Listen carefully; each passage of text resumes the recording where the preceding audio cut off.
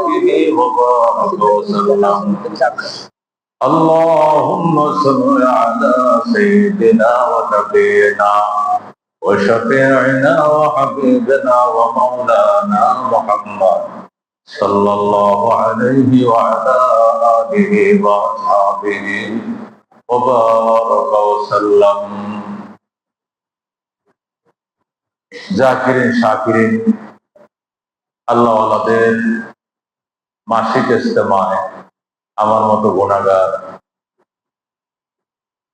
এবং আপনাদের মতো আল্লাহর দিয়ারা বান্দারা একত্রিত হয়ে আল্লাহর ঘর আল আকসা জামে মসজিদে জুমার দিন দিবাগত রজনীতে জিকির আজকার প্রয়োজনীয় মস্ক তালিম হাজিরা কমপ্লিট করে তিনি কিছু মোজাকারা করা শোনা এর নিয়তে কিছু সময় বসার তৌফিক দান করলেন যে মনির তার দরবারে আকাশ বাতাস মুখরিত করে কালিমাত শুকর আদায় করে আলহামদুলিল্লাহ। ফিতনা ফাসাদের জামানায় আল্লাহর হাবিব সাল্লাল্লাহু আলাইহি সাল্লাম ভবিষ্যৎবাণী করেছেন 1400 হিজরি পার হওয়ার পর কি ফিতনা ফাসাদ আমার উম্মতকে গ্রাস করবে সেটা আমি নিজেও জানি না। আল্লাহর হাবিব সাল্লাল্লাহু আলাইহি সাল্লামের ভবিষ্যৎবাণীর রাডার 1400 হিজরি পর্যন্ত অনেক তিনি ভবিষ্যৎবাণী করছেন। 1400 পার হওয়ার পরে যে কি ঘটবে রসুল ভাই আমি নিজেও আমার ভবিষ্যৎবাণীর রাডারে ধরে না। 1446 হিজরি আমরা পার করছি, মানে সীমান্ত এলাকার থেকে আরো 46 বছর আমরা সামনে। আল্লাহ হাবিব বলেন ইউসবিহুর রাজুলু মুমিনা ওয়া ইউমসি কাফিরা ওয়া ইউমসি মুমিনা ওয়া ইউসবিহু কাফিরা। এমন পরিস্থিতি আমার উম্মত উপরে আসবে, সকালে লোকটা ইমানদার ছিল বিকালে কাফের হয়ে যায়, বিকালে তার ঈমান ছিল সকালবেলা ঘুম থেকে উঠে এমন আকীদা এমন বিশ্বাস এমন শিরিক সে অন্তরে জায়গা দিল, মুহূর্তের মধ্যে সে কাফের হয়ে গেছে, সে নিজেও জানে না। আল্লাহ নবী বলেন এত কঠিন হবে ঈমান ধরে রাখা, যত কঠিন হবে না জ্বলন্ত আংরা হাতের মধ্যে ধরে রাখা। জ্বলন্ত আংরা কয়লা, জ্বলন্ত কয়লা আংরা হাতে রাখা এত কঠিন হবে না, ঈমানের উপর টিকে থাকা যত কঠিন হবে। সুতরাং এই জামানা নিজের ঈমান নিজের ইয়াকিন নিজের ইখলাস ঠিক করার জন্য বহু পথ আছে। দাওয়াত তাবলীগের পথ আছে, দ্বীন ইলম শিখে আমল করার পথ আছে, উলামায়ে কেরামের সহবতে যায় বয়ান শুনে নিজের ঈমান ইয়াকিনকে ঠিক করার পথ আছে, ইসলামী বই পুস্তক কোরআন হাদিস পড়ে ঈমান ইখলাসকে ঠিক করার পথ আছে। ইখলাস তৈরি করার জন্য, ইয়াকিন তৈরি করার জন্য, তাকওয়া তৈরি করার জন্য পথ আছে অনেক, কিন্তু জবাবদিহিতামূলক পথ, এই ইয়াকিন এবং ইখলাসকে ধরে রাখার পথ একমাত্র পথ হলো এই সুলুকের পথ, যে পথের মাধ্যমে ডেইলি আমলের হিসাব দিতে হয়। এই পথ ছাড়া ইখলাস ধরে রাখা যায় না। ইখলাস তৈরি করা সহজ, তৈরি করার বহুত পথ আছে, কিন্তু এই পথটা হলো জবাবদিহিতার পথ। এই পথে থাকলে ইখলাস যেরকম তৈরিও করা যায়, ইখলাস ধরেও রাখা যায়। সুবহানাল্লাহ। এই যে একটু আগে আমাদের মনির ভাই আমাদের থেকে হিসাব নিল, সাথীদের থেকে ডেইলি সকাল সন্ধ্যা তাসবিহাত কারা কারা পড়েন, ডেইলি আমলের মহাসভা নিছে। এই তরিকার মধ্যে মহাসভা হিসাব দিতে হয়, কিন্তু অন্য কোন তরিকার মধ্যে আপনাকে হিসাব দিতে হবে না। আপনাকে আজকে কোরআন তেলাওয়াত করছেন নাকি করেন নাই, দিন শেষে আপনাকে হিসাব দিতে হবে না। এরকম হিসাব দেওয়ার মতো কোন লোকের কাছে আপনি জান নাই, কিন্তু আপনি শিখেছেন কোরআন তেলাওয়াত করার সওয়াব, এটা করা শিখা ফরজ, এটা ডেইলি তেলাওয়াত করতে হয়, কিন্তু করেন না, এই জন্য কাউকে জবাব দিতে হবে না। কিন্তু এই সুলুকের লাইনে আল্লাহ ওয়ালাদের পথে আসলে দিন শেষে জবাব দিতে হবে, ডেইলি জবাব দিতে হয়, হালকায় যা জবাব দিতে হয়, মাসিক ইজতেমায় জবাব দিতে হয়, চরমনের মাহফিলে যা জবাব দিতে হয়, অগ্রাণে যা জবাব দিতে হয়, ফাল্গুনে যা জবাব দিতে হয়, ওরা আল্লাহর ওলিরা আসলে বয়ানে যাইলে সেখানে দাঁড়ায়া জবাব দিতে হয়। আল্লাহকে সাক্ষী রেখে, খোদাকে সাক্ষী রেখে জবাব দিতে হয়। এই জন্য উলামায়ে কেরাম বুজুর্গানে দিন লেখেন, উলামায়ে কেরাম লেখেন যে ইখলাস তৈরি করার জন্য, ইয়াকিন তৈরি করার জন্য, আত্মাকে বিশুদ্ধ করার জন্য খালি পীরের দরবারে যাওয়া লাগে এরকম জরুরি না। আত্মা বিশুদ্ধ করার বহু পথ আছে। আল্লাহর কোরআন হাদিস শিখে আলেম হইয়া কোরআন হাদিস মোতাবেক নিজ জীবনে আমল করতে পারলো আত্মা পরিশোধন হবে। দাওয়াতে তাবলীগের মেহনত করলো আত্মা পরিশোধন হবে। বিভিন্ন লাইনে আত্মাকে পরিশোধন করার পথ আছে। কিন্তু কোন শেখ, কোন মুর্শিদ, কোন পথ প্রদর্শক, কোন রাহাবর, কোন জবাবদিহিতামূলক কোন মুরব্বীর হাতে বায়াত গ্রহণ করার পরে যে ইখলাসটা হবে, ইসলাম তৈরি হবে, এটা ইসলাম তো তৈরি হবে, ইসলামটা মওত পর্যন্ত টিকে থাকবে, এটা নষ্ট হইতে দিবে না। কারণ তার এখানে যে আমাকে জবাবদিহি করতে হবে, এরকম সুবহানাল্লাহ। এটাই হইল এই কারণেই অনেক সময় দেখা যায় যারা আমরা নিজেরা বড় আলেম না, কোরআন হাদিস বুঝি না, জানি না, কিছু না, আমাদের জন্য ইয়াকিন ইখলাস তৈরি করা, তাকওয়া তৈরি করা এবং তাকওয়ার উপরে মরণ হওয়ার জন্য কোন আল্লাহ ওয়ালাদের সহবতে যায় জীবন সঁপে দিতে হয় আর বলতে হয় কোরআন সুন্নাহ মোতাবেক আমাকে আপনি পরিচালিত করুন, আমি আপনার পরামর্শ মেনে জীবন যাপন করবো। তাহলে মওত পর্যন্ত ইয়াকিন এবং ইখলাস এবং তাকওয়ার উপরে টেকে থাকা সহজ। এই এশিয়া, দক্ষিণ পূর্ব এশিয়ার মানুষ, তামাম ওয়ার্ল্ডের মধ্যে এই দক্ষিণ পূর্ব এশিয়ার মানুষ সবচেয়ে আল্লাহওয়ালা বেশি, সবচেয়ে তাহাজ্জুদের বেশি, সবচেয়ে দাড়িওয়ালা বেশি, সবচেয়ে টুপিওয়ালা বেশি, সবচেয়ে চিল্লাওয়ালা বেশি, সবচেয়ে জিকিরওয়ালা বেশি। অথচ দক্ষিণ পূর্ব এশিয়াতে কোনো নবী রাসূল আসেনি। নবী রাসূল আসে মধ্যপ্রাচ্যে, আরব দেশগুলোতে। ভারতে কোনো নবী আসে নাই, পাকিস্তান কোনো নবী আসে নাই, নেপাল ভুটানে কোনো নবী আসে নাই, বার্মা থাইল্যান্ডে জাপান জার্মানে কোনো নবী রাসূল আসে নাই। অথচ দক্ষিণ পূর্ব এশিয়ার মসজিদ বেশি, মাদ্রাসা বেশি, আলেম বেশি, সিল্লা বেশি, দাড়ি বেশি, টুপি বেশি, কি বিশ্ব ইজতেমা, বিশ্ব দরবার সব এখানে বেশি। কেন? জিকির বেশি। কেন? আল্লাহু আকবার। নবী রাসূলগণ থেকে আল্লাহ আল্লাহর যে মিরাজ পাইছেন, ওয়ারিস পাইছেন, এই ওয়ারিসটা আল্লাহর ওলিদের মাধ্যমে, বিভিন্ন আল্লাহর ওলিদের মাধ্যমে 360 আউলিয়া বলেন বা তার কম বেশি যারাই বলেন, বন্ডচন্ড বাদ দিলেও মুখলেস আল্লাহ আল্লাহদের সংখ্যা এমন বহু ছিল যারা এই দক্ষিণ পূর্ব এশিয়াতে দ্বীনে ইলমের ফেজা কায়েম করেছেন, দ্বীনের দাওয়াত দিয়েছেন এবং মানুষকে ইসলাহ করেছেন, মানুষের আত্মার ময়দানে কাজ করেছেন, কলবের ময়দানে কাজ করেছেন, যার ফলে এ দেশের মানুষ তামাম ওয়ার্ল্ডের মধ্যে, আপনি যে দেশে নবীরা আসছেন সেই দেশে যারা দেখেন 100 মানুষের মধ্যে 95 জনের মানুষের গালে দাড়ি পাবেন না।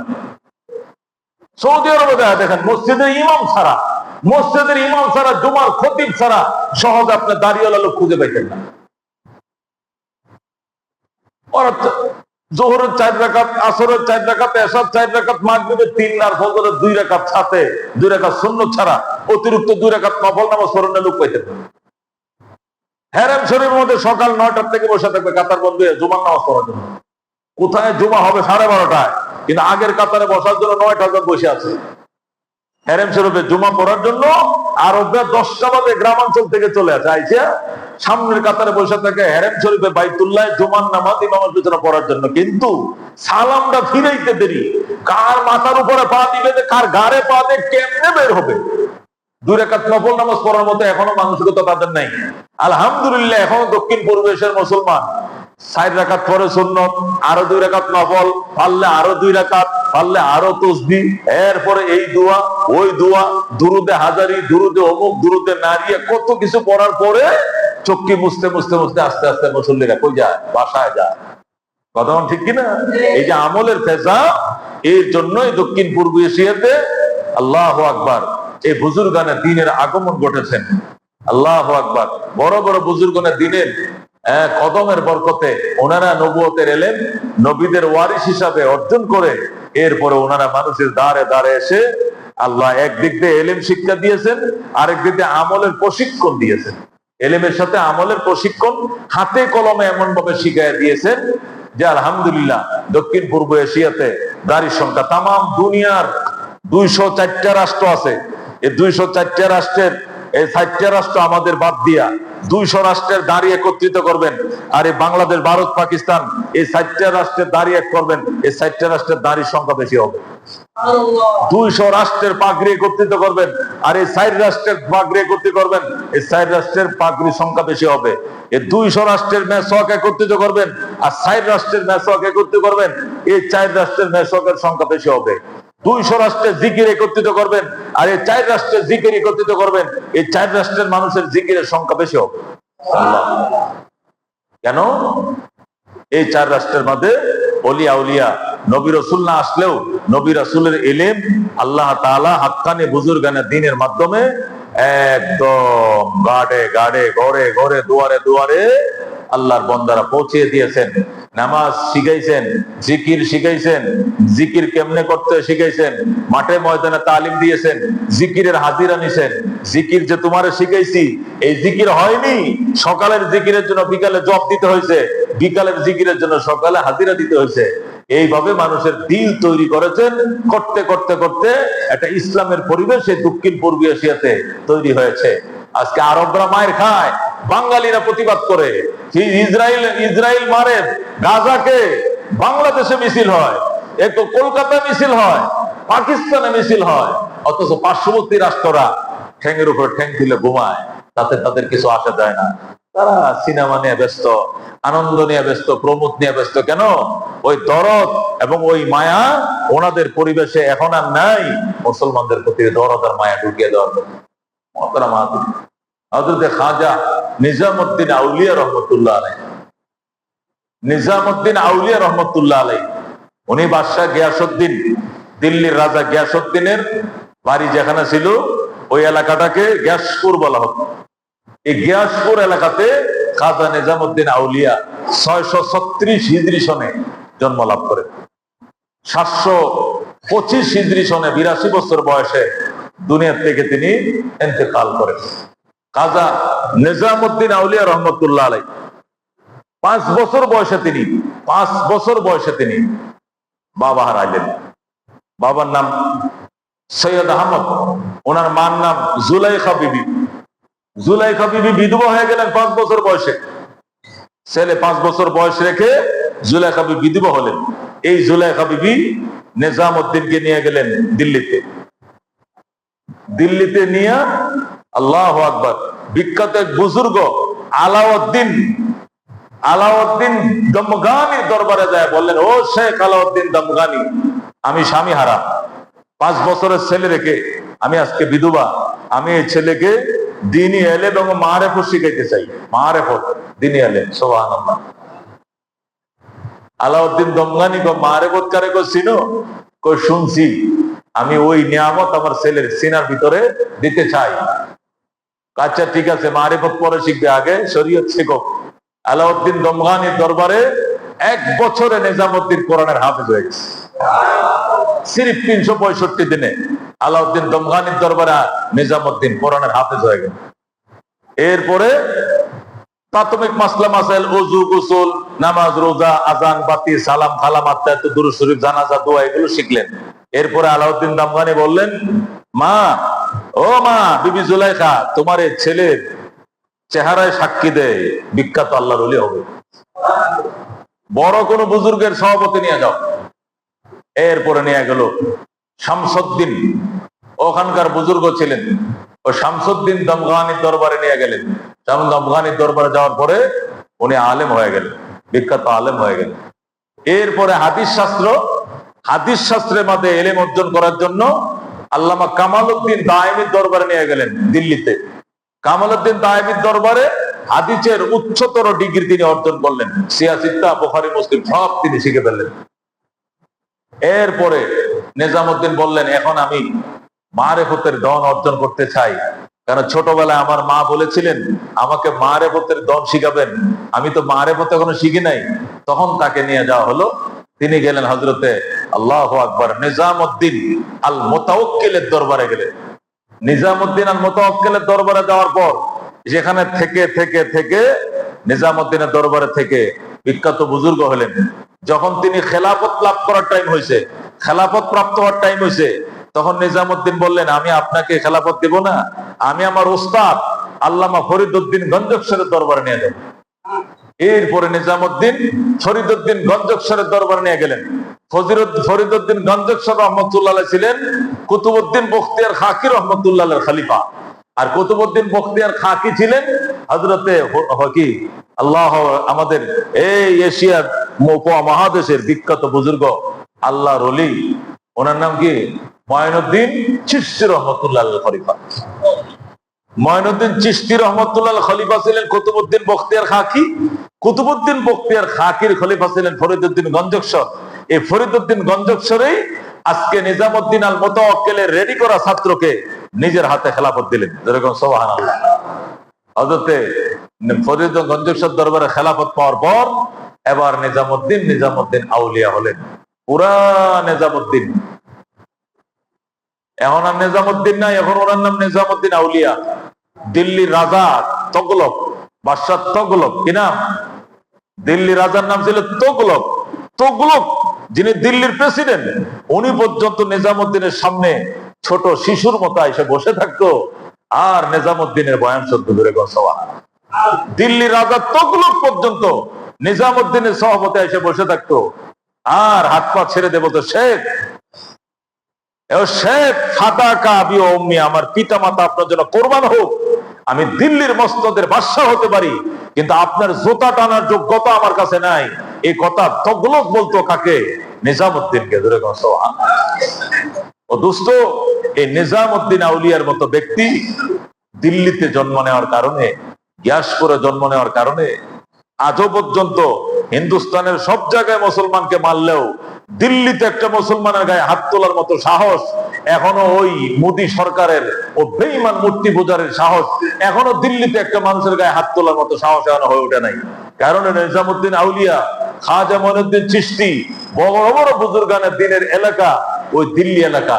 ওখানকার মুসলমান মোড়লগিরি করে, এখনো হিন্দুদের উপর মোড়লগিরি করে চলে। যেমনি আল্লাহ তাআলা তাদেরকে ঈমান দিয়েছে, এমনি তাওয়াক্কুল দিয়েছে, দুনিয়ার অর্থ দিয়েছে, বৃত্ত দিয়েছে, সাহসও দিয়েছে। এরা আল্লাহর ওলিদের সহবত প্রাপ্ত হওয়ার কারণে যুগের পর যুগ এদের বংশ এবং প্রজন্মের ভিতরে আলাদাভাবে আল্লাহর প্রতি একটা এতেকাদ, মজবুত একটা শক্তিধর একটা এতেকাদ এদের দিলে বিরাজমান, যে 10টা হিন্দু এসে একটা মুসলমানের সামনে দাঁড়ানোর মতো বুকের ফাটায় সাহস নাই। সুবহানাল্লাহ। বুজুর্গানে দিন এ দেশে এসছেন, এই দেশগুলোতে কোন নবী রাসূলগণের কদম পড়ে নাই। নবী রাসূলগণ থেকে বুজুর্গানে দিন যে এলেম শিখেছিলেন, পর্যায়ক্রমে এলেম ওলিয়া উলিয়ার মাধ্যমে এই দেশগুলোতে ছড়ানো হয়েছে। দুস্থ, এই জন্য সহবত ছাড়া কোনো কিছু হবে না। এই পৃথিবীতে যারাই বড় হয়েছেন, যারাই পৃথিবীতে বড় হয়েছেন, সহবতের মাধ্যমে বড় হয়েছে, এছাড়া কেউ বড় হতে পারেন না। হযরত আব্দুল কাদের জিলানী রহমতুল্লাহ আলাইহি, আব্দুল কাদের জিলানী রহমতুল্লাহ আলাইহি, ওনার এক মুরিদ ছিল, বহু টাকার মালিক, কোটি কোটি টাকার মালিক। তো মাঝে মাঝে ওনার জন্য স্বর্ণের এরকম ভার নিয়ে আসতো, স্বর্ণের টুকরা, ইটিয়া ইটিয়া, হুজুর আপনার জন্য আমি হাদিয়া গিফট নিয়ে আসছি। আব্দুল কাদের জিলানী লাথি মেরে ফেলে দিল, তুই আমার স্বর্ণ গিফট করস, দুনিয়া দিয়ে আমার লোক দেখাস, লে যা। কিন্তু মুরিদের মানুষ, কোটিপতি মানুষ, মুরিদ সবসময় চেষ্টা করতো হুজুরকে কিছু হাদিয়া গছানোর জন্য, আল্লাহর ওলি কোনো হাদিয়া নিতেন না। আরেকদিন ওই পাগলা মুরিদ, 1000 কোটি টাকার মালিক, তখনকার যুগের শিল্পপতি, সে আব্দুল কাদের জিলানীর খাদেমের কাছে বলতেছে, বাবা হুজুরকে কি জিনিস দিলে, কোন জিনিস দিলে উনি গ্রহণ করে, ওটার নাম কো, আমি ওইটাই দেব, স্বর্ণ টর্ণ তো নেয় না। তো মুরিদ বলতেছে, হুজুরে একমাত্র জুতা হাদিয়া দিলে নেয়, আর কিছু নেয় না। কি হাদিয়া দিলে নেয়? জুতা হাদিয়া দিলে গ্রহণ করে, এছাড়া আর কিছু গ্রহণ করে না।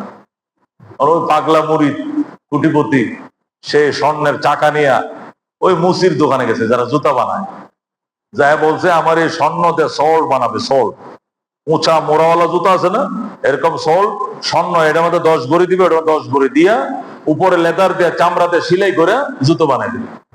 হুজুর তো বুঝবে না, হুজুর তো মনে করে এটা ভিতরে কাঠ ঢুকাইছে না কি ঢুকাইছে গেছে না টায়ার লাগাইছে, উপর দিয়ে লেদার দিয়ে সিলাই করা থাকবে, ভিতরে স্বর্ণ থাকবে, এটা তো 10 ভরি, এটা তো 10 ভরি দিয়া যত স্বর্ণ লাগে দিয়া উপরে চামড়া দিয়া হুজুরের জন্য জুতো বানায় দেয়, মোসার জুতা বানায় দিচ্ছে।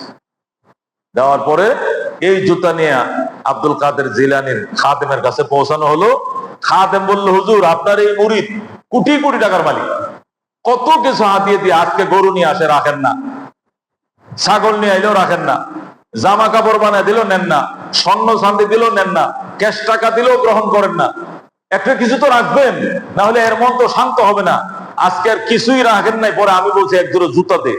জুতা তো পায়ের নিচে দেয়, এটা তোর বুকে পকেটে রাখে না, এই জন্য জুতা বানায় নিয়ে আসছে, জুতাটা রেখে দিই। হুজুর কাছে রাখ রাখ, জুতা রাখ। এই জুতার বক্সে রাইখা আল্লাহর ওলি নামাজ পড়ে। ওই যে মুসি যারে জুতা বানাইছে, মুসি জুব্বা টুব্বা ভরে ফাঁকড়িটা দিয়ে বাইন্দা ওই জুতার দান বক্সে, ওই যে জুতার বক্সের সামনে এসে খারাইছে নামাজের নিয়তে। উদ্দেশ্য তো নামাজ না, উদ্দেশ্য ছিল জুতা চুরি করা। জুতাটি তো আমি নিজেই বানাইছি, আমারই দিয়ে তো বানাইছে, এটার ভিতরে তো মাল ঢুকাইছি। যদি এই এক জোরে চুরি করা যায়, আর জীবন আর কামাই করে খাওয়া লাগবে না, এটা বিক্রি করে সংসার চলবে।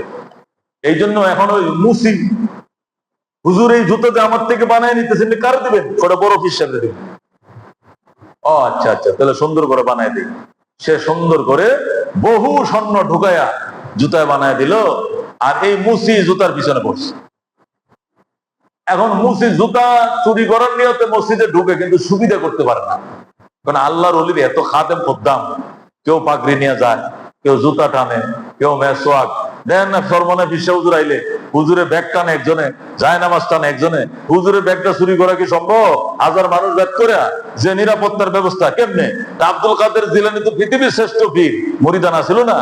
এখন এই বেচারা যে জুতার পিছনে পড়ছে, কিন্তু জুতা তো সুবিধা করতে পারতেছে না, চুরি করতে পারতেছে না।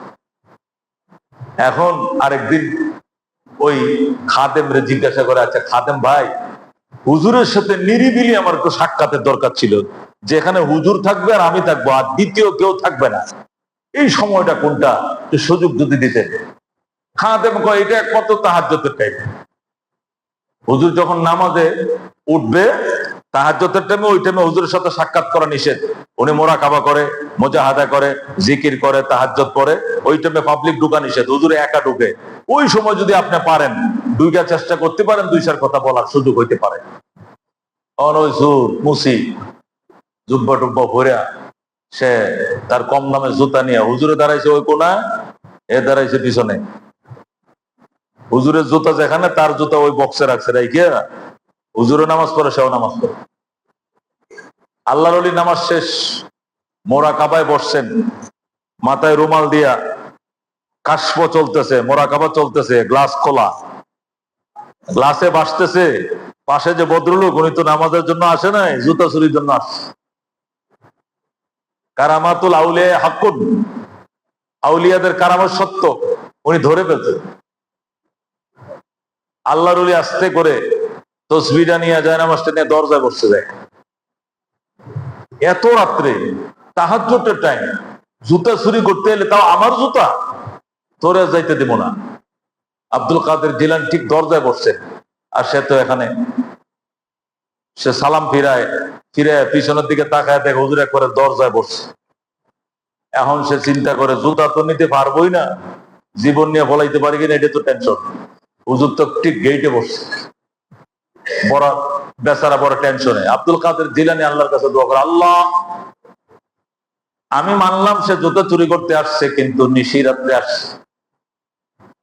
আল্লাহ আমি মানলাম সে জুতা চুরি করতে আসছে, কিন্তু তাহাজ্জুদের টাইমে আসছে। মানলাম সে জুতা চুরি করতে আসছে, মারেফতের দম ভিতরের টাইমে আসছে। মানলাম সে জুতা চুরি করতে আসছে, আব্দুল কাদের জিলানীর জুতা চুরি করতে আসছে। আল্লাহ আমি মানি না, তারে খালি হাত ফেরত দিলে আমি মানি না। আল্লাহ তুমি তার হেদায়েত দিয়ে দাও। আল্লাহ চুরির থেকে ওরা তওবা নসিব করে দাও।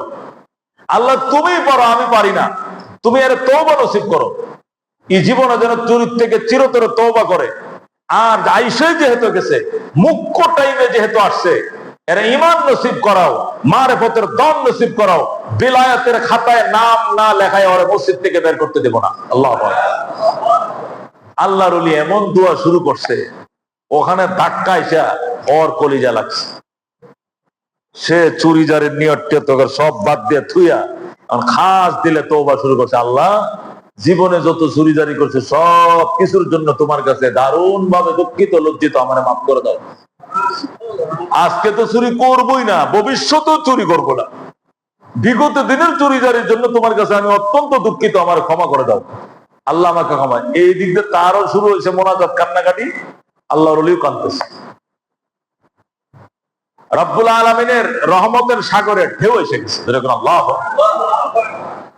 আব্দুল কাদের জিলানী রহমতুল্লাহের নিজের লেখাটা কিতাব আছে, গুনিয়াতুত তালেবিন, কিতালেবিন, আরবি কিতাব। এটা বাংলা অনুবাদ হয়েছে ইসলামী ফাউন্ডেশন সরকারি ভাবে এটা অনুবাদ করে ছাপায় দিয়েছে, ইসলামী ফাউন্ডেশন থেকে ছাপছে, কিনে নেবেন। ওখানে আব্দুল কাদের জিলানী নিজেই লিখছেন এই কিতাবে।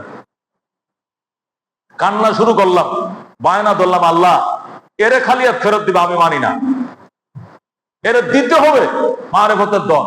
ওই দিক দিয়ে কান্না শুরু হয়েছে, এদিক দিয়ে কান্না শুরু হয়েছে, আরশের মধ্যে রহমতের বন্যা শুরু হয়ে গেছে। আল্লাহু আকবার। আল্লাহ তাআলা তার গুনাহগুলো মাফ করে দিয়েছে। আল্লাহ এই বন্দার গুনাহ কি করে দিয়েছে? মাফ করে দিয়েছে। সহবত কি জিনিস দেখেন। আব্দুল কাদের জিলানী রহমতুল্লাহ আলাইহি উনি বলেন, এখনো ফজরের আজানের টাইম হয় না, তাহাজ্জুদের টাইমে চলতেছে। হঠাৎ করে দেখি একদল আবদাল ইয়েমেন থেকে আমার কাছে হাজির, 39 জন, কজন? 39 জন আবদালের একটা কাফেলা, এরা ইয়েমেন থেকে আসছে জিলান শহরে আমার কাছে। আইসা বলতেছে, হুজুর এই আজকে রাত্রে আমাদের একজন আবদাল মারা গেছে, আজকে রাত্রে ফজরের আজানের আগেই ওই কোটাটা পূরণ করতে হবে। তামাম দুনিয়া দৌড়াইছে রাতভর, কিন্তু একটা আবদালের যোগ্য লোক পাইতেছি না। এখন আপনি তো আমাদের সকলের মুরব্বী, আপনার কাছে আসছে, ওই লোকটা কে? নামটা দেন, নাম উড়াইয়া দেয়া 40-এর কোটা পূরণ করতে হবে। আল্লাহর ওলি বলতেছে, এত পেরেশানির তো কিছু নাই, তোমরা নীরব হও, তোমরা শান্ত হও, পেরেশানির কি আছে?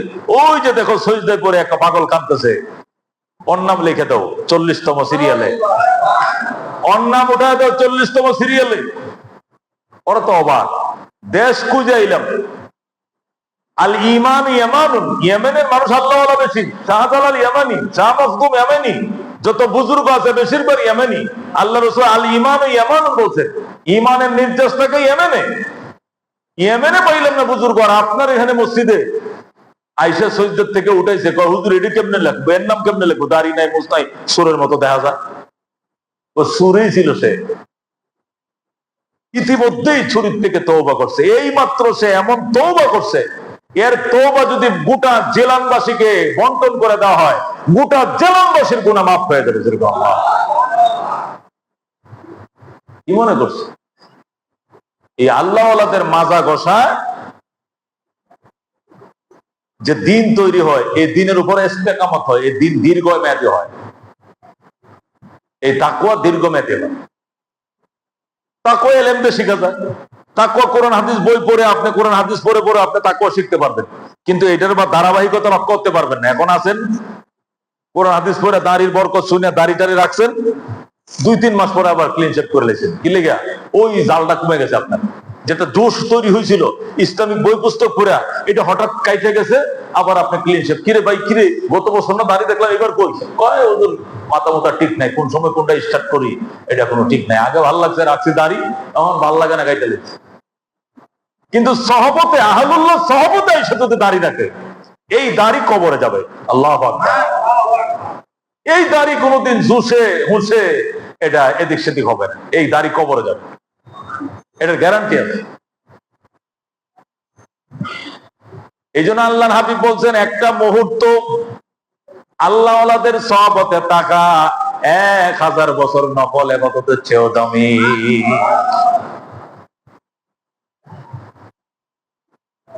ও দোস্ত, ना वाजू से ना किताबों से दीन जिंदा होते हैं, बुजुर्गी को नजरों से, बुजुर्गों के नजरों से। ওয়াজ দ্বারা, বই পুস্তক দ্বারা ওই বুজুর্গে আসে না, আল্লাহওয়ালাদের দৃষ্টিতে যে বুজুর্গে আসে, আল্লাহওয়ালাদের সহবতে যে বুজুর্গে আসে। সহবত অত্যন্ত দামি জিনিস।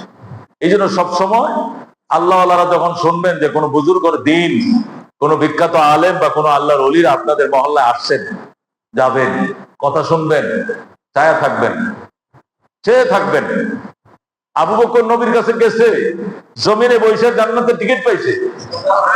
আবু জাহেল বলছে আমি জানু না, এ আমার পাইছে বাতিজা, বাতিজা কি সাসাত্তুন বেশি জানেন, এ আমার তো আগে আইছে দুনিয়াতে, আমি না আগে আইছি, আমি চাচা তার বাপের বড় ভাই, তার বাবা আব্দুল্লাহর বড় ভাই, আমি আবু জাহেল, আমারে মোহাম্মদ কি বুঝাইবি, হেতের কো আমার দরবার আইতো, মোহাম্মদ রে কো আমার কাছে আইতো।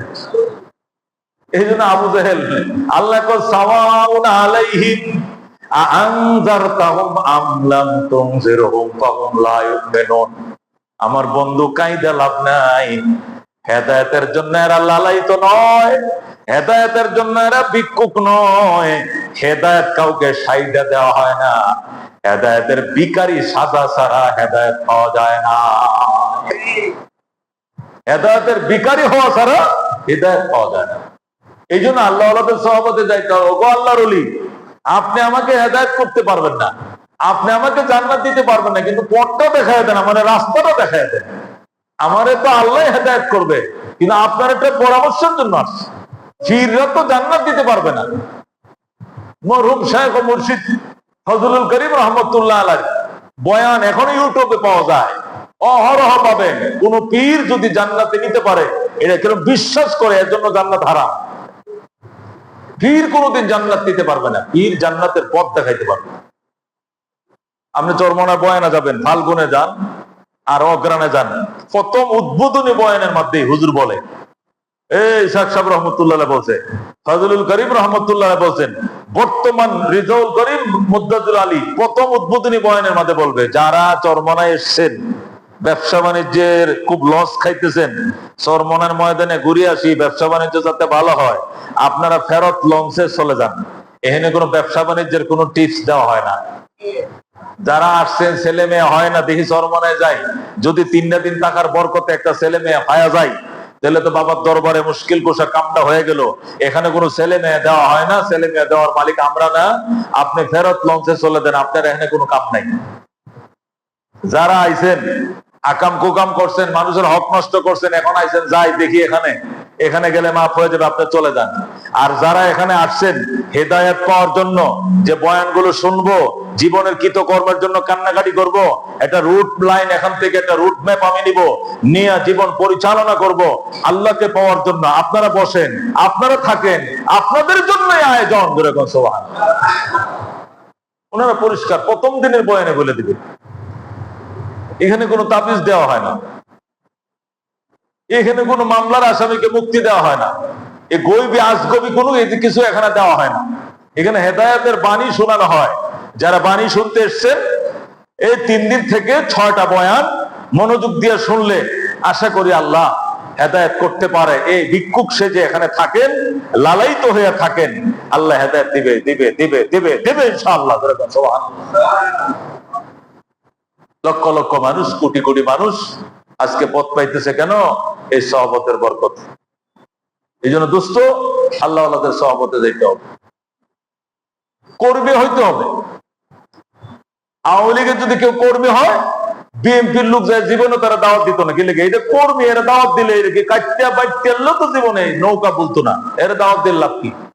বিএনপির কর্মীর জীবনে আওয়ামী লীগ যায় দাওয়াত দিত না, এত জীবন কাটলো দানের শেষের লেগে, এরা নৌকার দাওয়াত দিলে আইবনি, আইতো না। আল্লাহর কর্মী হয়ে যান, জিকিরের কর্মী হয়ে যান, সুলুকের কর্মী হয়ে যান। শয়তান কোনোদিন আপনার কাছে যাবে না, আর শয়তান বলবে এর কাছে গেলে কোনো লাভ নাই, এই তো আল্লাহর কর্মী হয়ে গেছে, এই রাস্তা সে কর্মী হয়ে গেছে, এরে দাওয়াত দিলে কি লাগবো? এরে কাইটিয়া বাইটিয়া লাইলে ওই আল্লাহর কথাই বলবে, আল্লাহর কথাই বলবে, যেরকম কি মধু খাওয়াইলি মোরে, কি আগুন জ্বলছে অন্তরে। আল্লাহু আকবার। এই গজলটা মরহুম হুজুরের যৌবন কালে, তখন আমরা ছাত্র হাটাদারিতে তখন গেছিলাম চরমনায়, আরো না হলে 25-30 বছর আগে, ছোট বাচ্চা গজলটা চরমনায় মাইটা গাইছিল। আল্লাহু আকবার। হায় রে কান্না, কি মধু খাওয়াইলি মোরে, কি আগুন জ্বলছে অন্তরে, আমার পাগল মনটা রয় না গরে, পাগল মনটা রয় না করে, কেমনে কইছে কাহিনী। আয়ের সকল মৌলার পাগল কলব কর নোরানি। আয়ের সকল খুদার পাগল কলব কর নোরানি। যে দেখেছে তার চেহারা সে হয়েছে গৃহহারা। আল্লাহু আকবার। মরহুম পীর সাহেব হুজুর একটা কালো মানুষ ছিল। উজানির কারি ইব্রাহিম সাহেব ওনাকে বলতো কালো ময়না, বরিশালের কালো ময়না। এই কালো ময়না রে উজানির হুজুরে খেলাফত দিছিল। আল্লাহু আকবার। কিন্তু এই চেহারা যে দেখছে, যে মহব্বতের নজরে যে একবার দেখছে আর বলতে পারবেন। যে দেখেছে তার চেহারা সে হয়েছে গৃহহারা। আল্লাহু আকবার, আল্লাহু আকবার। ও দোস্ত, বাকি আর আগাইতে পারবো না, আমার দিলে সইবে না। প্রেমের হাওয়ার জ্বালায় জ্বালায় আমি দেখছি ছোটকালে হুজুর এসে বয়ান করতে পারতো না, মুরিদের যন্ত্রণায় বয়ানে করতে পারতো না, পাগল হয়ে যেত, গড়াগড়ি করতো। কি তাসির ছিল বয়ানে। উজানি কারি সাহেব রহমতুল্লাহ যখন বয়ান করতেন, কাঁটা তার খেজুর গাছে উঠে যেত, কাঁটা কাঁটা খেজুর গাছ। ফুসমাসে দিনে বয়ান করতেছে, কিন্তু মনে হয় যেন গায়ে আগুন ধরে গেছে। কসুটি ফেনার মধ্যে নাকটা জাগায়া সমস্ত শরীর ফাগারের মাঝে, এই ঝুপঝাড়ের মাঝে, গর্তের মাঝে, খালের মধ্যে, ফুসমাসে শীত, কম্বল খাতা গাওতে থাকা যায় না, জ্যাকেট গাওতে থাকা যায় না, আস্তা পানিতে এই পর্যন্ত নাকটা জাগায়া এইভাবে শুনতো, বয়ান শুনতো। আগুন ধরে যেত গায়ের মধ্যে। কি স্পিরিট ছিল বয়ানে, কি তাসির ছিল। আল্লাহু আকবার, তাসির ছিল। উজানি কারি সাহেব হুজুর রহমতুল্লাহ আলাইহি হুজুরকে যখন খেলাফত দিলেন, 40-50 জন লোক দিছে সাথে। তোরা সবাই এসাকরে দেয়া, চরমনায় দিয়া, লঞ্চ দেয়া, উজানির থেকে লঞ্চ দিয়া একবারে মেঘনা দেয়া দেয়া দেয়া দেয়া দেয়া পদ্মায় পরে এইভাবে যাইতে যাইতে বরিশাল পৌঁছায় একটা লঞ্চ ভরে দিয়াইতে গেছে। আহারে, এই নাই, হুজুর কই গেল, হারাই গেছে, এই গেছে, ওই গেছে, কোথায় নাই, মসজিদে একটু বড়, মসজিদে নাই, মাদ্রাসায় একটু, কুতুবখানা একটু, অজুখানায় একটু, ওরে কই নাই। খুঁজতে খুঁজতে হুজুর কই কই, ও নিম গাছের তলে এটা বাঙ্গা মুরা নিয়ে বৈশা গুরুস্থানের দিকে চায় কাঁদতেছে। আমার প্রাণ পাখি রে,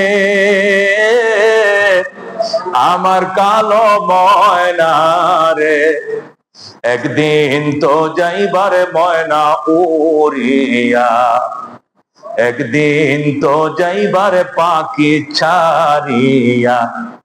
ছেলে মেয়েরা পাশে বসে কান্দিবে পাগলের বেশে, পড়বে তারা আল্লাহর কোরআন খুলিয়া। আমার প্রাণ পাখি রে, আমার কালো ময়না রে, একদিন তো যাইবার ময়না উড়িয়া। হাইরে কান্না কাকে বল, খুঁজে পাওয়া যাচ্ছে না। সবাই দৌড়ায় গেছে গুরুস্থানে, দেখো পাইছি পাইছি পাইছি, এখানে আছেন সবাই, এখানে হুজুরে পাইছি। মসজিদে নাই, কুতুবখানা নাই, নদীর পারে বাড়ি, নদীর ঘাটে গেছে, ওখানে কোনো হুজুর উজু বানাইতে গেছে কিনা নদীর ঘাটে, ওখানে যা, কোথাও নাই। পাওয়া গেছে কোথায়? গুরুস্থানে। ফজলুল করিম রহমতুল্লাহ আলাইহি বলেন, আমি আব্বাজানকে পাঁজা মারে ধরছি, খুলে করে বাবাকে বাড়িতে নেব একা একা, গায়ের মাঝে কাপড় নাই, একটা পাতলা গেঞ্জি গায়ে দেওয়া, একটা 5 করলে ঢুকি পড়া। যখন মোটা আল্লাহু আকবার জ্যাকেট গাউতে থাকা যায় না, এমন ঠান্ডার মধ্যেও পাতলা গেঞ্জি গায়ে দেয়া। আমি গায়ের মাঝে হাত দিয়ে দেখি মরণের ভয়ে, কবরের ভয়ে মরগাম দিয়ে দিছে সমস্ত শরীর। সমস্ত শরীর ঘামে ভিজে গেছে, ওই টাইমে তো শরীর ঘামানোর কথা নয়, ঘামাইলো কেন? কবরের ভয়ে, মরণের ভয়ে। আল্লাহু আকবার। এমন ভাবে ঘামাইছে, মরহুম ফজলুল করিম রহমতুল্লাহ আলাইহি বলেন, আব্বাজানকে আমি কাঁধে নেই, পিছলায় পড়ে যায়, আমি কাঁধে উঠাই, বাবা আবার পড়ে যায়। বাবা কয়, ফজলুল করিম আমাকে নিস না, এ সৈয়দ তুই আমার নিস না। সৈয়দ সৈয়দ ডাকতেন এসাক সাহেব রহমতুল্লাহ আলাইহি, মরহুম হুজুরের সৈয়দ ডাকতেন, সৈয়দ তুই আমার নিস না। উনি বলতেন, আব্বাজান আপনি কুতুবখানায় চলেন, সেখানে কান্দেন, এখানে যা কিছু করেন করেন, কিন্তু এখানে গুরুস্থানের মধ্যে উদাম গায়ে ঠান্ডার মধ্যে কেমনে থাকবে? এ অন্ধকারের মধ্যে, কুয়াশার মধ্যে আপনার কি ভয় লাগে না? আপনি এখানে একা একা কেন থাকেন? আল্লাহর ওলি ডাক দেখো, কবরের আযাব মানুষ যদি দেখি তো, কবরের আযাব মানুষ যদি দেখি তো, করবারি সাম দিয়ায় জংলায় থাকি তো, গরবারি সারিয়ায় জংলায় থাকি তো। এই রে কান্না, কই গেল ওই দিন? কোথায় গেল ওই দিন? আল্লাহরে কাঁদতেছে, এরপরও জোর করে নিয়ে গেছে, কুতুবখানার মধ্যে নিয়ে বসাইছে। আব্বাজান এখানে বসে কান্দেন, জামা কাপড় কাঁথা কম্বল আইনা দিচ্ছে, জামা কাপড় আইনা যায় না মধ্যে, এখানে বসে কান্দে। ওখানে কেন? আল্লাহর কুতুব ডাক দিয়ে কয়, সব জায়গায় বাজান কান্না আসে না, কান্নারও জায়গা লাগে। আল্লাহ নবীকে কবর জিয়ারত কইরো, কবর জিয়ারত করলে কবরবাসীও তোমার দ্বারা উপকৃত হবে, তুমি নিজে উপকৃত হইবে, শক্ত মন নরম হবে। কথা কোন ঠিক কিনা? কবর দেখলে কবরের কথা মনে হবে, শক্ত মন নরম হবে। কবরবাসীদের জন্য দোয়া দুরূদ পাঠাইলে তাদের জন্য ইসালা সব হবে, তারা উপকৃত হবে, তোমার অন্তর নরম হবে। আল্লাহর ওলিকে নিয়ে যখন বসে দিছে কুতুবখানায়, আল্লাহর ওলি আবার কান্না শুরু করছে, জীবনে না করিলাম বন্দিগি, গুনাহ করে কাটাইলাম জিন্দেগি, গুনাহ করে কাটাইলাম জিন্দেগি, তওবা করে আবার তওবা ভাঙ্গিলাম, অবশেষে খাঁটি তওবা করিলাম, অবশেষে খাঁটি তওবা করিলাম। তুমি যদি মাফ না করো আল্লাহ বান্দারে, তুমি যদি মাফ না করো আল্লাহ বান্দারে, বলো তোমার বান্দা যাবে কার কাছে, বলো তোমার বান্দা যাবে কার কাছে। ও দুস্থ, বলতেছিলাম এই জন্য আহলুল্লাহদের সহবত লাগবে, আল্লাহ আল্লাহদের সহবত লাগবে, নতুবা তাকওয়া অর্জন করতে পারবা, কিন্তু এই তাকওয়া ধরে রাখতে পারবা না। তাকওয়া যদি ধরে রাখতে হয়, আল্লাহ আল্লাহদের সহবতে যাইতে হবে, জীবনের হিসাব নিকাশ মাঝে মাঝে যায় শোনাইতে হবে, হুজুর আপনার কাছে মুরিদ হওয়ার আগে নামাজ ছাড়ার অভ্যাস ছিল, মুরিদ হওয়ার পরে নামাজ পড়ার অভ্যাস হইছে। আপনার কাছে মুরিদ হওয়ার আগে পর্দা না করার অভ্যাস ছিল, বউকে উলঙ্গ রাখার অভ্যাস ছিল, কিন্তু আপনার কাছে মুরিদ হওয়ার পর পর্দা করার অভ্যাস হইছে, বিবিরে বোরকা পরানোর অভ্যাস হইছে। আপনার কাছে মুরিদ হওয়ার আগে আগে জিকির করার অভ্যাস ছিল না, এখন জিকির করার অভ্যাস হয়েছে। আপনার কাছে মুরিদ হওয়ার আগে সুদে টাকা লাগাইতাম, আপনার দরবারে মুরিদ হওয়ার পরে সুদ আমি সম্পূর্ণ ছেড়ে দিছি। এইভাবে আমলের মুহাসাবা, দৈনন্দিন আমলের মুহাসাবা শোনাইতে হবে। দিনে দিনে তরক্কি হবে, দিনে দিনে তরক্কি হবে। একদিন তুমি ওয়াহদানি জিন্দেগি লাভ করে আল্লাহর মারিফতের ধন অর্জন করে জান্নাতের মেহমান হইতে পারবা। আল্লাহ আল্লাহদের সহবতে যাওয়া ছাড়া আল্লাহ আল্লাহ হওয়ার কোনো বিকল্প নাই। বলতেছিলাম হযরত আবু বকর আল্লাহর হাবিবের সহবত পাইছে। বাল্যকাল থেকে সিদ্দিক আকবর রাসূল বল খেলার সাথী। হঠাৎ করে নবীজি 40 দিনের জন্য চলে গেলেন জাবালে নূরে। আবু বকর নবীরে খুঁজে পায় না, নবীর জন্য দেওয়ানা হয়ে গেছে মোহাম্মদ গেল কোথায়, মোহাম্মদ গেল কোথায়। 40 দিন পরে হযরতে খাদিজাতুল কুবরাকে সঙ্গে নিয়া হযরতে মুহাম্মদুর রাসূলুল্লাহ সাল্লাল্লাহু আলাইহি ওয়াসাল্লাম যখন হেরেম শরীফে ঢুকবেন, আমিনার ঘরে ঢুকবেন, ওই যে জাবালে ওমরের সামনে দিয়ে আবু বকর মসজিদ, যেটা হিলটনের বিল্ডিং, যারা মক্কা মদিনা গেছেন, হজ উমরা গেছেন, সিনের মক্কা টাওয়ার যেটা আছে, এই মক্কা টাওয়ারের ঢালের মধ্যে আবু বকর ছাগল বকরি নিয়া জাবালে ওমরের দিকে যায়। নবীজি খানা পিনার হান্ডি পাতিল কাপড় চোপড় নিয়া নবুয়ত নিয়া মায়ের ঘরে যায়। পিছনে হযরতে খাদিজা আছে। ইতিমধ্যে আবু বকরের সাথে দেখা। আবু বকর নবীকে জড়ায় ধরে কাঁদতে শুরু করলেন। ও মুহাম্মদ, বাল্য বন্ধু, আপনি এক বছর ছোট কাল থেকে তুমি আর আমি একসাথে খেলি, একটা দিন তোমাকে না দেখে থাকতে পারি না। আজকে 40 দিন পর্যন্ত তুমি কই ছিলা, তোমার দেখি না। নবী ডাক দেখ, আবু বকর হুব্বিবা ইলাইয়াল খালা।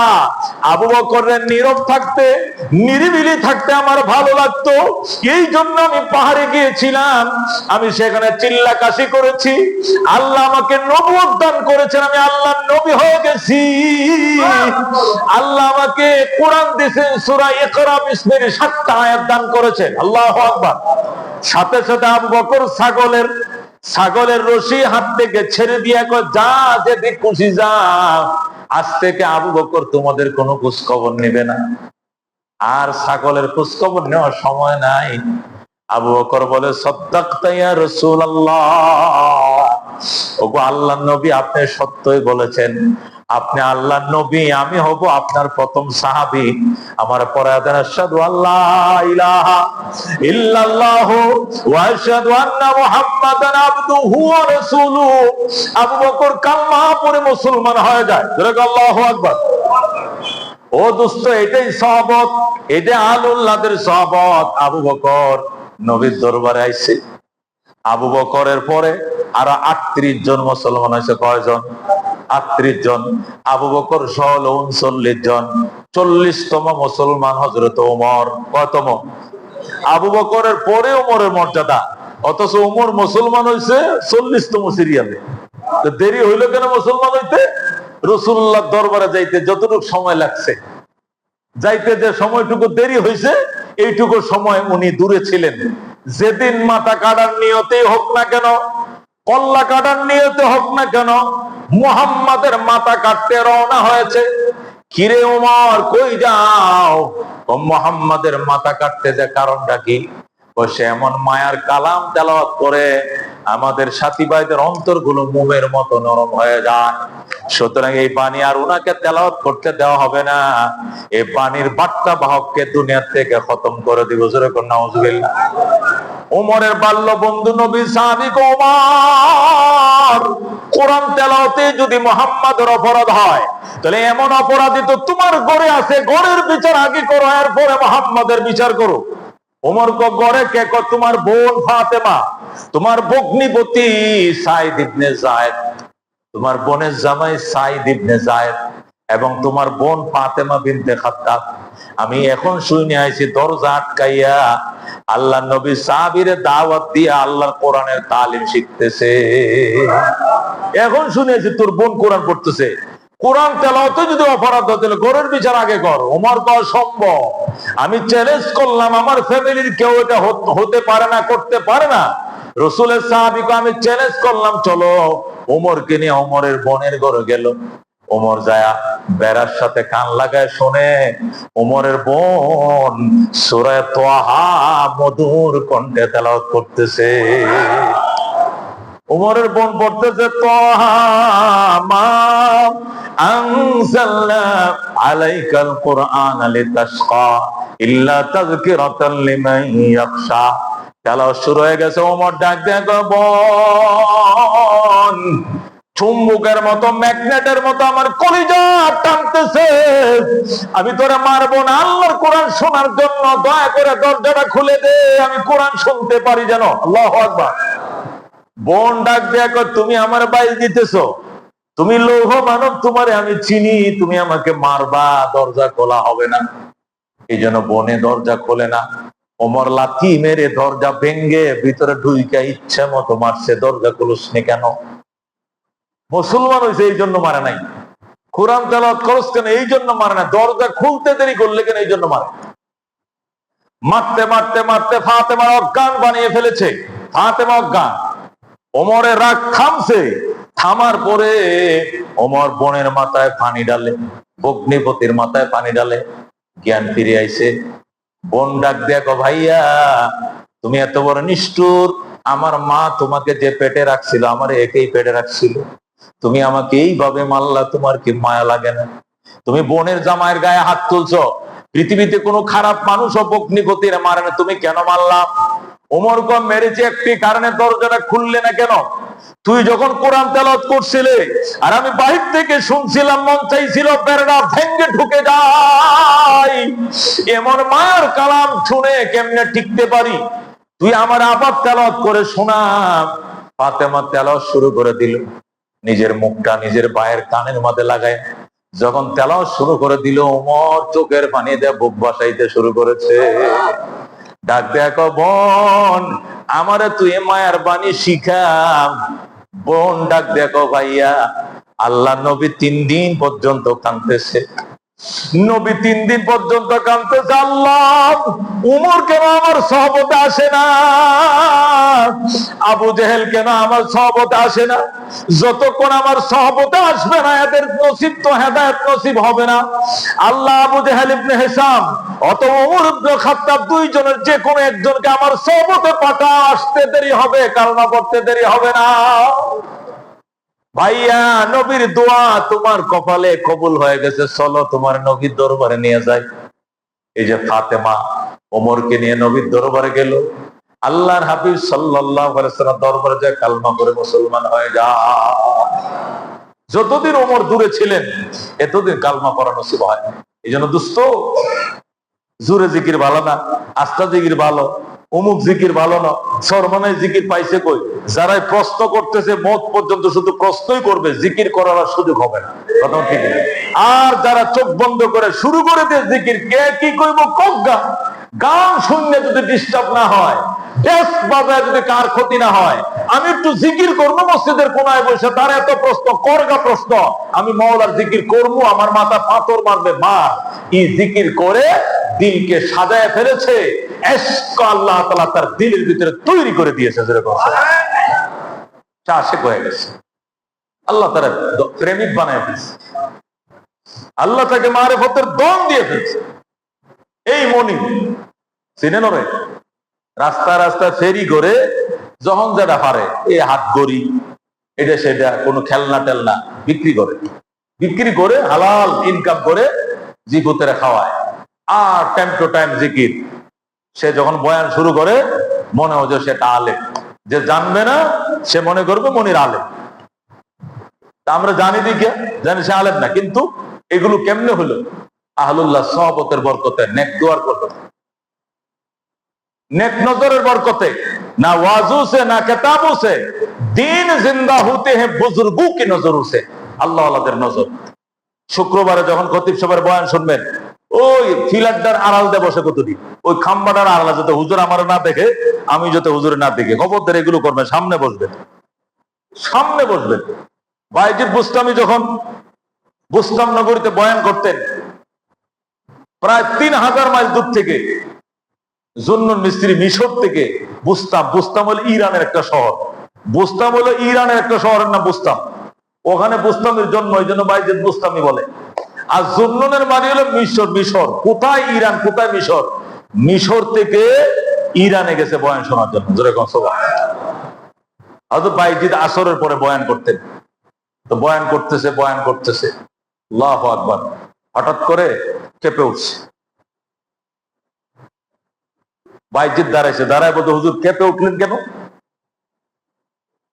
আপনি একটু কেঁপে উঠলেন কেন? আল্লাহ পাকের জিকির করলে, আল্লাহ তাআলার ইসমে জাতের আলোচনা শুনলে মোমেনের দিল এমনি কেঁপেই উঠে। আল্লাহ, ইন্নামাল মুমিনুন ইযা যুকিরাল্লাহ ওয়াজিলাত কুলুবুহুম। আল্লাহ বলেন এরাই প্রকৃত ঈমানদার, যাদের সামনে আল্লাহর আলোচনা হইলে, আল্লাহর জিকির হইলে কলজার ভিতরে কম্পন তৈরি হয়ে যায়। আল্লাহর কোরআন। বাইজিদ কো, তুমি কে? দাঁড়াও। মাসমুকা, নাম কি? জুন্নুন। মিন আইনা জিতা, কোত্থেকে আসছো? মিশর থেকে আসছো। ও তুমি জুন্নুন মিসরি, তোমার তো অনেক নাম শুনছে, তুমি এনেছো কি জন্য? আপনার বয়ান শোনার জন্য আসছে। সেই মিশর থেকে তুমি আসছো বয়ান শোনার জন্য? আমি আজকে না, আমি 6 মাস আগে আসছি। আমি এলাকায় থাকি, চিরামুড়ি শুকনা খাবার খাই, খেয়ে থাকি, প্রতিদিন আসরের পরে আপনার বয়ান শুনি। আজকে আপনার কাছে আমার প্রশ্ন যে বয়ানের টাইমে, জিকির করার টাইমে আপনি মাঝে মাঝে কেঁপে ওঠেন, কারণটা কি? হযরত বাইজিদ বুস্তামি ডাক দেখো, জুন্নুন মিসরি, মাওলানা পাকের জিকির শুনলে, আল্লাহ তাআলার কুদরতের বয়ান শুনলে কলিজাটা কেমনে কেঁপে ওঠে, এটা বোঝার জন্য 100 দানার তাসবিহ নিয়া সকালে জিকির করবা, বিকেলে জিকির করবা, মাঝে মধ্যে মধ্যরাত্রে উঠেও জিকিরের অভ্যাস করবা। একদিন, 2 দিন নয়, 30 বছর পর্যন্ত ইল্লাল্লাহর মগর দিয়া কলিজারে ফিডাও। 30 বছর পর্যন্ত ফিডাও। ফিডাইতে একদিন তোমার বুঝে আসবে মাওলানা পাকের জিকির করলে কেন অন্তর কেঁপে ওঠে। জুন্নুন কৌদুর, এটা তো মানুষের অবস্থা, আপনি অবস্থা দিয়ে বুঝাইলেন জিকির করলে হয়, কিন্তু কোরআন সুন্নাহর মাঝে আসেনি। হযরত বাইজিদ কয়, আল্লাহ কোরআনের মাঝে বলছেন, ইন্নামাল মুমিনুন ইযা যুকিরাল্লাহ ওয়াজিলাত কুলুবুহুম। আল্লাহু আকবার। এরাই তো প্রকৃত ঈমানদার, যাদের সামনে আল্লাহ পাকের জিকির করলে কলিজাটা কাঁপে ওঠে। সবারটা কাঁপবে না, সবারটা কাঁপবে না। এখন আপনি কড়াইয়ের মধ্যে তেল দিছেন, মাছ ভাজবেন, কি ভাজবেন? মাছ ভাজবেন। কড়াইয়ের মধ্যে চুলা জাল ধরানোর আগেই তেল দিছেন, ডাইলে দিয়ে পরে চুলা জাল দিছেন, নিচে দেয়া ম্যাচ দেখাও দেওয়ার পরে ইলিশ মাছ দিছেন। এটাকে সেট করবে? এটাকে সেট করবে? সেট করবে না কেন? কড়াই তো ঠান্ডা, এটা সেট করবে না। সেট করে কোন সময়? ফুল কড়াইটা গরম, এরপর তেলটা দিছেন, তেলটার মধ্যে যখন ফুটি ছাড়তেছে, তখন বুঝলেন যে এটা পুরো হিট হয়েছে। এবার ইলিশ মাছ দেন আর ডিম বাইকে ছাড়েন, যেটাই ছাড়েন সেট করে উঠবে। কথা ঠিক কিনা? আমগুর কড়াই তো বাজার ঠান্ডা। আমরা রজবালি তো জীবন জিগিরাত কারে কয়, এই দাঁড়েও নাই। আমরা ফতুয়া বুঝি, কেমনে জিকির জায়েজ, কেমনে না জায়েজ, এটা হবনি, এটা হবেনি, এটা আসেনি, ওইটা নাইনি। জীবন এইগুলো করতে করতে কবরে চলে যেতেছি। এখানে ঠান্ডা, তাওয়া ঠান্ডা, এই জন্য এখানে জিকির দিলেও লড়ে না। আর যারা ইল্লাল্লাহর মুগরদের সকালে ফিডায়, বিকালে ফিডায়, নিশি রাত্রে ফিডায়, এই তাওয়াটা কলিজার তাওয়াটা এমন গরম, যেই মাত্র মাওলানা পাকের ডাক শুনে লাভ দেশে গাছে উঠবে, নাকি বাস বাইবে, না সুপারি গাছে, না পানিতে নামবে, নাকি গাছে উঠবে, নাকি খেজুর গাছে, তার খবর থাকে না। তাওয়া গরম, তাওয়া গরম। উজানির কারি ইব্রাহিম সাহেব রহমতুল্লাহ আলাইহি আধা ঘন্টা বয়ান করতেন। আইসা মরিদানটা বলতো, হুজুর বয়ান বন্ধ করেন, মানুষ মারা যাইতেছে। হুজুর বয়ান বন্ধ করেন, মানুষ মারা যাইতেছে। কৌকেই দেখে যে কেউ পানিতে, কেউ গাছে, কেউ জঙ্গলে, কেউ বাসে উঠে গেছে, ফাঁকো দেওয়ানো হয়ে গেছে। এত হিট দিত, এটা সহ্য করার মতো পাওয়ার থাকতে হবে। সহ্য করার মতো পাওয়ার নাই, এত হিট ছিল। আল্লাহু আকবার। হুজুরের জন্য অল্প সময় বয়ান করতেন, অল্প সময় বয়ান করতেন, 30-25 মিনিট মাত্র বয়ান করতেন। উজানির কারি ইব্রাহিম সাহেব রহমতুল্লাহ, রশিদ আহমদ গঙ্গুই রহমতুল্লাহ আলাইহির খলিফা। আল্লাহু আকবার। ও দোস্ত, আমার আলোচনার সারমর্ম এটাই, আহলুল্লাহদের সহবত ছাড়া উপায় নেই। এটা মুলুবি হও আর মুলুবি না হও, ব্যবসায়ী হও, স্টুডেন্ট হও, জেনারেলদারি হও, যে লাইনের মানুষে তুমি হও না কেন, দিল যদি তৈরি করতে হয়, তাকওয়া তৈরি করতে হয়, আল্লাহ আল্লাহদের সহবতে যাইতে হবে, ওনাদের নজর নিতেই হবে, নজর নিতেই হবে। আল্লামা দমিরি রহমতুল্লাহ আলাই হায়াতুল হায়ওয়ানের মধ্যে লেখে, কয় মুরগি বাচ্চাদের ডিম ফুটাইয়া 21 দিন পরে, কয়দিন পরে মুরগি ডিম পারে, কয়টা 20-25টা ডিম পারে। পারার পরে বাড়িওয়ালে করে কি, ডিম গুলো একটা খাঁচার মধ্যে, একটা ফাইলের মধ্যে খের কুটা তুষ মুষ দিয়া করে এটা বসায়, বসালে মুরগি কয়দিন তাপ দেয়, 21 দিন তাপ দেয়, পরে ডিম পাইটা কি উঠে, মুরগির বাচ্চা ফুটে। দেখছেন না আপনারা? আচ্ছা, এলো ওই হায়াতুল হায়ওয়ানে লেখছে 21 দিন। আর হাঁসে হেও ডিম পারে 28টা, 30টা, 26টা, 22টা ডিম পারে। এটিও একটা খাঁচার মধ্যে দিয়া, তুষের মধ্যে দিয়া হাঁস বসায় দেয়। হাঁস কুসে বয়, গ্রামদেশে কুসে বইছে, ময়মনসিংহের ভাষা, আমগো দেশে 23 দিন তাপ দিতে হয়। কয়দিন? হাঁসের ডিমের সামগুলো তো মোটা, এই জন্য 23 দিন তাপ দিলে পরে কি হয়, বাচ্চা ফুটে। হায়াতুল হায়ওয়ানে আল্লামা দমিরি লেখে, কাসিমও ডিম পারে। কি পারে? কাসিম আছে না, কাসিমও ডিম পারে, কিন্তু কাসিম তাপ দিতে পারে না। কি লেগে? তাপ দেওয়ার জন্য তো নিচেতে পশম থাকতে হয় গরমের। কাসিমের নিচেতে তো কাঠ বডি। কি বডি দেখছেন নি? কাঠ কিনা শক্ত, দুপ দুপ করে কাঠ। মানে এটা তো 3 মাস যদি তাপ দেয় তো ডিম তো গরম হবো না। গরম না হলে তো সাম ভাঙবো না, সাম না ভাঙলে তো বাচ্চা বেরিব না। এখন কাসিম ডিম থেকে বাচ্চা ফোটায় কেন? তো লেখে, কাসিম করে কি, কচুরি ফানা দিয়া। কাসিম তো আর ঘরে গৃহপালিত কোনো পশু না, এটা তো জঙ্গলে থাকে, পানিতে থাকে। এই জন্য কাসিমরে কি করে, ওই কচুরি ফানার মধ্যে গোল করে, এখানে ওই 4 থেকে 5টা ডিম পারে। কটা? কাসিমে 25টা 30টা ডিম পারে না, 4-5টা কি পারে, ডিম পারে। পাইরা এটা একটু গোল করে কচুরি ফানার মধ্যে ডিম পারে। পাশে কোনো ইজল গাছ বা কোনো মাদার গাছ, ওই ঝুপঝাড়ের পাশে উঁচা যে জায়গা আছে, ওখানে যায় ও কাসিমটা বসে। এটাই বাস্তবতা, এটাই সত্য কথা। কিতাবে লেখছে আল্লামা দমিরি। বইসা এরপর ওখান থেকে 2500 পাওয়ারে চশমাটা দিয়া পাওয়ারটা মারে, এক নজরে তাকায় থাকে, একদম এমন এক চাউনি দেয়, এক চাউনিতে ডিম ফাইটা বাচ্চা ফুইটা পানিতে দৌড়াইতে থাকে। নজর কাকে বলে এটা বোঝানোর জন্য তিনি ঘটনা আছেন। নজর বিশ্বাস করেন না, দৃষ্টি বিশ্বাস করেন না। রসুল বলেন, ইন্না বাযান নাযার লা সিহরা, অনেক দৃষ্টি আছে জাদুর মতো, অনেক দৃষ্টি আছে। কাঁঠাল গাছের সামনে দাঁড়ায়, ও মা গো, টুটি কাঁঠাল ধরছে, কইতে দেরি, উপর থেকে নিচের দিকে ফুচ্ছে পড়তে দেরি না। রসুল কয়, ইন্না বাযান নাযার লা সিহরা, অনেক দৃষ্টি জাদুর মতো, আগুন ধরে যায়। কথা ঠিক কিনা? এই জন্য নজর, আল্লাহ আল্লাহদের নজর অত্যন্ত পাওয়ারফুল। এই কাসিমে কচ্ছপে করে কি, ওই মাদার গাছে বা ইজল গাছের মধ্যে বৈশা থেকে নজর মারে, এমন ভাবে ছায়া থাকবে ডিমের দিকে, ডিমটা গরম হইয়া জায়গার মধ্যে ঘুরতে থাকে, ঘুরতে হঠাৎ করে টাস করে ভেঙে যায়। ভেঙে বাচ্চাটা ওই কচুরি ফেনার মধ্যে খেলতে থাকে, মুরগির বাচ্চার মতো। জোরে কন সুবহানাল্লাহ। এটা নতুন কথা আপনারা শুনলেন, এটাই বাস্তব, এটাই হয়। ওরা তাপ দিয়ে ডিম থেকে কি বাচ্চা ফোটায় না? তাহলে বোঝা গেল নজর কি জিনিস। তাপের পাওয়ার আছে কিনা? আছে কিনা? যারা 1800 পাওয়ারের 1600 পাওয়ারের চশমা ব্যবহার করেন, এছাড়া চোখে দেখেন না, এরা এই চশমাটা দুপুর বেলা সূর্যের আলোটার মধ্যে এমনি ধরবেন, ধরে উল্টা দিকে একটা কাগজ ধরবেন, ওখানে এই আলোটা যেখানে পড়বে ও কাগজটা, বা একটা সিগারেট ধরবেন, সিগারেটটা দেখবেন ম্যাচ লাগতো না, এমনি সিগারেটটা ধরে গেছে।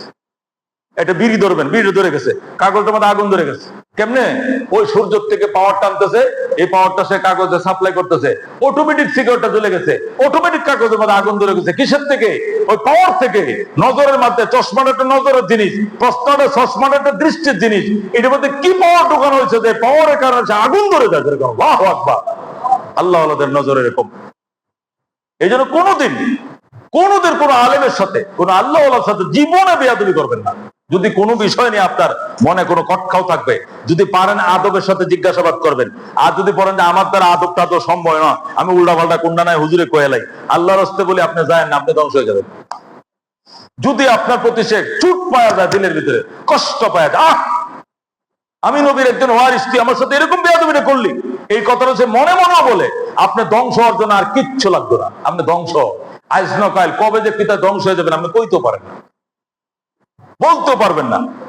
এই ওই দিন মুসলিম শরীফে পড়াইছে, মুসলিম হযরত সাঈদ ইবনে যায়েদ রাদিয়াল্লাহু তাআলা, এই যে উমরের ভগ্নিপতি, যারে মাইরে ওমর মুসলমান হয়েছে, এই সাইদ ইবনে যায়েদ রাদিয়াল্লাহু তাআলার ঘটনা মুসলিম শরীফ দ্বিতীয় খণ্ডে হযরত সাইদ ইবনে যায়েদ রাদিয়াল্লাহু তাআলা আনহু বলেন, আমার কাছে আরওয়া নামক এক মহিলা, মুসলিম শরীফে ঘটনা আসছে, আরওয়া নামক এক ইহুদি মহিলা আমার ব্যাপারে নবীজির কাছে যে বিচার দিচ্ছে, যাই বলতেছি ইয়া রাসূলুল্লাহ, আপনি সাইদ ইবনে যায়েদকে জান্নাতের সার্টিফিকেট দিয়েছেন। সাইদ ইবনে যায়েদ ছিল জান্নাতের সার্টিফিকেট প্রাপ্ত। জান্নাতের সার্টিফিকেট তো সাহাবী কয়জন? 10 জন। কয়জন? আবু বকর ফিল জান্নাহ, ওমর ফিল জান্নাহ, উসমান ফিল জান্নাহ, আলী ফিল জান্নাহ, তলহা ফিল জান্নাহ, জুবাইর ফিল জান্নাহ, সাদ ইবনে আবি ওয়াক্কাস ফিল জান্নাহ, সাইদ ইবনে যায়েদ ফিল জান্নাহ। এই যে 8 নম্বর। আব্দুর রহমান ইবনে আউফ ফিল জান্নাহ, আবু উবাইদা ইবনে জাররাহ ফিল জান্নাহ। সাইদ ইবনে যায়েদ হলো 10 জনের মধ্যে 8 নম্বর। উনি হলেন ওমর রাদিয়াল্লাহু তাআলার ভগ্নিপতি। ওমর যেদিন জান্নাতের টিকিট পাইছে, তার বোনের জামা ওই দিনে টিকিট পাইছে। জোরে কোন সুবহানাল্লাহ। সেই সাইদ ইবনে যায়েদ আর সাইদ ইবনে যায়েদের বউ ওমরের বোন ফাতেমা, এই দুইটারে মাইরেই তো ওমর মুসলমান হয়েছে। জোরে কোন সুবহানাল্লাহ। এরপরে বোন জামাই শালা সম্বন্ধী একদিনে জান্নাতের টিকিট পাইছে। জোরে কোন আল্লাহু আকবার। এই সাইদ ইবনে যায়েদের ব্যাপারে আরওয়া নামক এক মহিলা নবীর কাছে যা বিচার দিয়ে কয়, হুজুর সাইদ দিয়ে আপনি জান্নাতের টিকিট দিয়ে তো আমার জমি দখল করছে। কি কো? আমার জমি দখল করছে। নবী ডাইকা কয়, সাইদ ইবনে যায়েদ, তুমি এই ইহুদি নামক মহিলার জমি দখল করলা আমার সাহাবী হইয়া, তুমি জান্নাতের টিকিট প্রাপ্ত?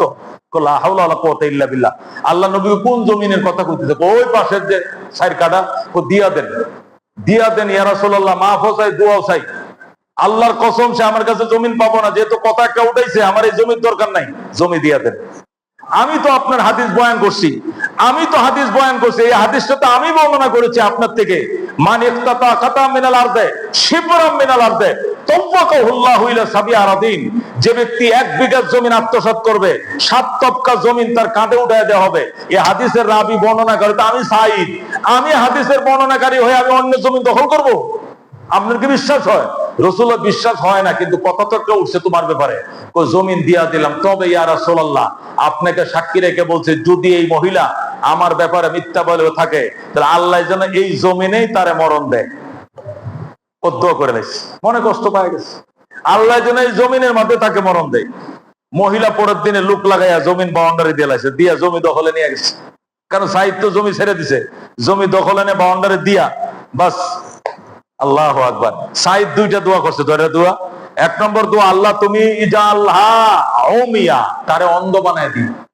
1 নম্বর দোয়া করছে, তুমি তারে কি বানায় দিও? অন্ধ বানায় দিও। 2 নম্বর, মিছা কথা কয়ে আমার জমিনটা যে নিল, আমি সম্মানের ভয়, ইজ্জতের ভয়, সম্মানের ভয় আমি জমিনটা দিয়ে দিলাম, এই জমিনে তার মৃত্যু দিও। এই পরের দিনেই জায়গা দখল করে নেয়, বাউন্ডারি ওয়াল নিয়া এই মহিলা কি করতে ঘুরতেছে, হঠাৎ করে চোখে দেখে না, হঠাৎ করে চোখ অন্ধ। এখন ডাকতেছে, কে কোথায় আসছিস রে? আমি তো চোখে দেখি না। কে কোথায় আসো? আমি তো চোখে দেখি না। সাইদের বদদুয়া লেগে গেছে, সাইদের বদদুয়া লেগে গেছে। নাহলে আমি হঠাৎ করে চোখে দেখি না কেন? এই কথা বলতে বলতে ওই এলাকার ওই যে বাউন্ডারি দিছে এরিয়ার ভিতরে কোনার মধ্যে একটা কূপ ছিল, এই হাতাইতে হাতাইতে অন্য কেউ শুনেও না তার চিল্লা চিল্লি, আস্তে করে সেই কূপের মধ্যে পড়ছে। অন্ধ হয়েছে, কূপের মধ্যে পড়ছে। তাকে উদ্ধার করার মতো কেউ আশপাশে আসেও নাই, কেউ শুনে না তার আওয়াজ, সেখানে মারা গেছে। 3 দিন পরে যায় দেখা গেছে এই মহিলা ওই দখলকৃত জমির কূপের মধ্যে পড়ে সে মারা গেছে। এই ঘটনা হাদিসের মধ্যে ঘটনা এনে ওলামায়ে কেরাম লেখেন যে বদদুয়া কত বড় খারাপ জিনিস। কখনো কাহার উপকার করতে না পারলে, কোন আলেমের দোয়া নিতে না পারলে, খোদার কসম দিয়ে কই, বাবা যান, ছোট বাচ্চারা, তোমরা যারা আছো, ছোট ভাইরা, বদদুয়া নিও না, বদদুয়া নিও না, হালাক হয়ে যাবা, ধ্বংস হয়ে যাবা। উস্তাদের মাস শেষ রাত্রে আল্লাহ কোন দিন কোন অবস্থায় তোমার বেকায়দা ফেলে দিবে তুমি কল্পনাও করতে পারবা না। আল্লাহ তাআলা আমাদেরকে হেফাজত করে যেরকম, আমিন। আল্লাহ ওয়ালাদের সহবতে যাবো তো ইনশাআল্লাহ। আমরা মাঝে মধ্যে হালকা জিকির প্রোগ্রাম যেগুলো হয়, প্রোগ্রামগুলোতে শরীক হবো তো ইনশাআল্লাহ। একটা সুসংবাদ শোনাই আপনাদেরকে। মরহুম পীর সাহেব হুজুর রহমতুল্লাহ থেকে নিয়ে বর্তমান পীর সাহেব হুজুর পর্যন্ত ওনাদের খোলাফারা যারা আছে 64 ডিস্ট্রিক্টে, কয় ডিস্ট্রিক্টে? 64 ডিস্ট্রিক্টে যে যারা আছে, এই খোলাফাদের থেকে, ওদের সহবত প্রাপ্তদের থেকে, প্রত্যেক ডিস্ট্রিক্ট থেকে 5 জন করে। কয়জন করে? প্রত্যেক ডিস্ট্রিক্ট থেকে 5 জন করে। 64 ডিস্ট্রিক্ট থেকে কয়জন হবে? কজন হবে? 2-250 হবে। প্রত্যেক ডিস্ট্রিক্ট থেকে 5 জন করে, 64 ডিস্ট্রিক্ট থেকে 5 জন করে দাওয়াত করে আমাদের জামিয়া কারিমিয়া মাদ্রাসা নিয়ে আসবেন। বছরে একবার আম এবং খাসের মিটিং হয়। এই প্রত্যেকটা ডিস্ট্রিক্ট থেকে পাঁচজন সেই একবারে জানো আল্লাহওয়ালাদেরই বাছাইকৃত দায়িত্বপ্রাপ্ত যারা সদর, নায়েবে সদর, সাংগঠনিক ইমাম কমিটির এরকম দায়িত্বশীলরা প্রতি ডিস্ট্রিক্ট থেকে 5 জন করে 64 ডিস্ট্রিক্ট থেকে 5 দিয়ে গুণ দিলে যে কয়শো হয়, এই সদস্যগুলো প্রতি বছর একবার 3 দিনের জন্য আমাদের মাদ্রাসাতে জোর হয়। এই জোরটা হবে ইনশাআল্লাহ সামনে। এই জোরকে সফল করার জন্য আপনারা হলে রামপুরা থানা হলো স্বাগতিক, ঢাকা হলো স্বাগতিক এলাকা, বিশেষ করে রামপুরা থানা জোর এবং এই অনুষ্ঠানটা, এই আম কাছের অনুষ্ঠানটা যেহেতু রামপুরা হবে, রামপুরাবাসী হলো স্বাগতিক। এই জন্য রামপুরাবাসীদেরকে আপ্যায়নের দায়িত্ব দেওয়া হয়েছে। এই 64 ডিস্ট্রিক্ট থেকে প্রত্যেক ডিস্ট্রিক্ট থেকে 5 জন আল্লাহওয়ালারা আসবে। 64-তে 5 দিয়ে গুণ দিলে কত হবে? যা হয় এই 200, 250, 500 লোক এরা রামপুরে আসবে। 3 দিন পর্যন্ত থাকবে। আমির, নায়েবে আমির, পীর সাহেব হুজুর, ফয়জুল করিম সাহেব হুজুর, মহাসচিব সাহেব হুজুর, আবুল খায়ের সাহেব হুজুর, মনুল হুদা ফয়জি সাহেব হুজুর, আরো বিদগ্ধ বুজুর্গানে দিন যারা আছে ওনারা ওনাদেরকে 3 দিন পর্যন্ত রাইখা, বিভিন্ন সভাপতি রাইখা ওনাদেরকে সভাপতি রেখে বিভিন্ন হেদায়েতমূলক আলোচনাগুলো করবেন। যেরকম সুবহানাল্লাহ। এই 3টা দিন যে লোক